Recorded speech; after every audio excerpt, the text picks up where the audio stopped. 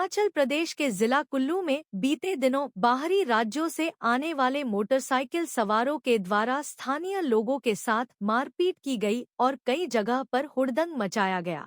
ऐसे में जिला प्रशासन 4 अप्रैल तक ऐसे हुड़दंगी मोटरसाइकिल सवारों पर कानूनी कार्रवाई करे, वरना मणिकरण घाटी में लोगों के द्वारा अब इस मामले में खुद एक्शन लिया जाएगा। क्या इसमें मांगे की जा रही है और किस तरह से देखते कि क्या यहाँ से आपको आश्वासन मिला है? जी, हमारी मांग बड़ी स्पष्ट थी जी कि सरकार, क्योंकि पिछले 3-4 सालों से साल दर साल स्थिति बद से बदतर होती जा रही है।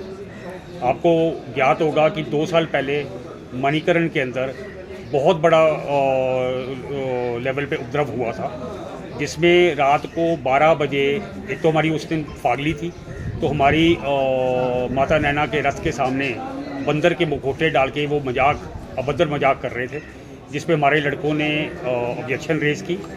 उसके ऊपर इन लोगों ने हमारे लड़कों के साथ हाथोपाई की। वो मामला उस समय वहाँ से ख़त्म हो गया।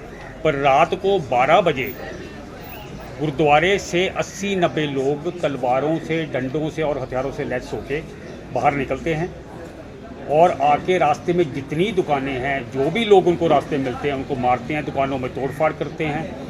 हमारे नैना माता के मंदिर में शराब की बोतलें फेंकते हैं, चामुंडा माता के स्थान पे शराब की बोतलें वो फेंकते हैं। वहाँ बाहर जाके 70-80 गाड़ियाँ तोड़ते हैं और वायलेंस का नंगा नाच तांडव करते हुए वापस गुरुद्वारे में चले जाते हैं। उस समय भी प्रशासन की ओर से कोई एक्शन नहीं लिया गया था।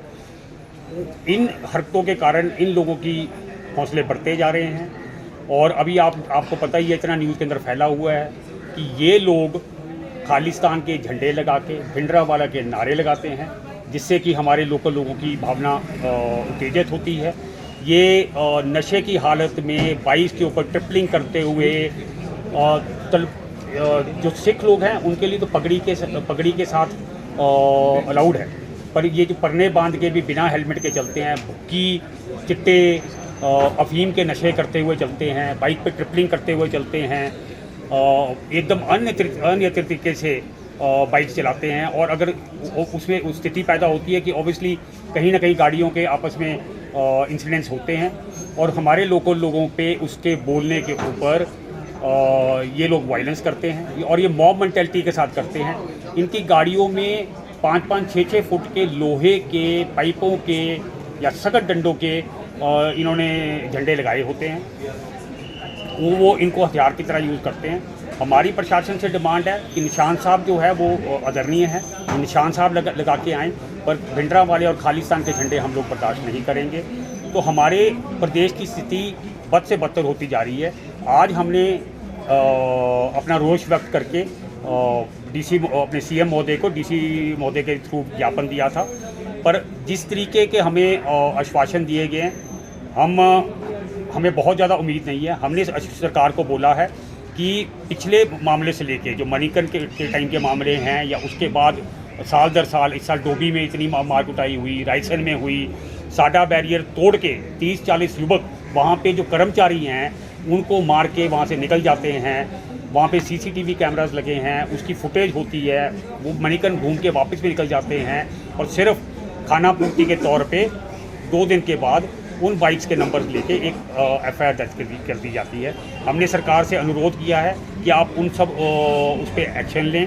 अगले साल से आप स्टेट के बॉर्डर से ही सैनिटाइज करते हुए ये सुनिश्चित करें कि इन जो मैंने इश्यूज़ उठाए हैं इनका सबका पालन हो, जगह जगह बैरिकेडिंग हो, ताकि ऐसी स्थिति उत्पन्न ना हो और ये लोग इन मुद्दों को उठाकर इसको हिंदू सिख हिमाचल पंजाब का विवाद बनाते हैं। ये जो खालिस्तानी एलिमेंट्स है जो बाहर से फंडेड हैं, ये इनके लिए मुद्दा है और हमारे प्रदेश की जो है लॉ एंड ऑर्डर पे और अर्थव्यवस्था पे इसका बहुत भारी वो होता है। हमने सरकार से डिमांड की है कि आप 4 तारीख तक सरकार इसके ऊपर एक्शन ले। जितने ये केसेस फाइल हुए हैं इनके ऊपर एक्शन लेके उन लोगों को अरेस्ट करे। अगर सरकार 4 तारीख तक हमारी इस पे एक्शन नहीं लेती है, संतोषजनक एक्शन नहीं लेती है, तो हम लोग 4 तारीख को सारे कुल्लू वैली के लोग एक शक्ति प्रदर्शन करके सरकार का और प्रशासन का घेराव करेंगे। ठीक है।